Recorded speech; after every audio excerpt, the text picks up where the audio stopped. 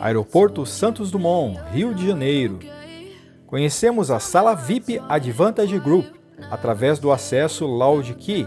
Veja como foi a nossa experiência.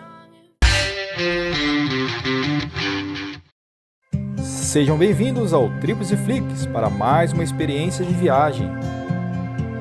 No Aeroporto Santos Dumont, fomos conhecer o espaço Advantage Group através do acesso Lounge Key fornecido pelo cartão Mastercard Black. É uma sala pequena e bem movimentada.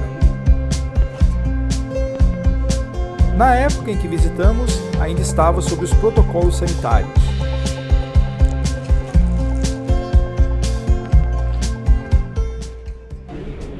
Sala VIP aqui do Santos Dumont, acesso ao Lounge Key. Torradas, biscoitos, bolos e doces.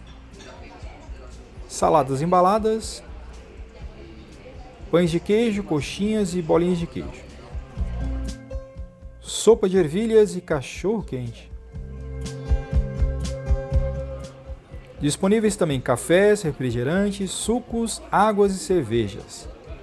Eu achei bem fraca em opções, mas é uma alternativa para uma espera mais longa. E é isso. Esperamos que tenha gostado do vídeo e que as informações lhe tenham sido úteis.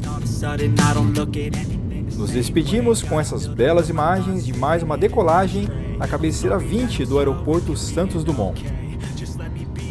É isso aí. Um grande abraço e até breve. I never really asked to be brought into this place. You wanna love me? Well then baby I have a taste. All the highs and the lows, no you'll never be the same.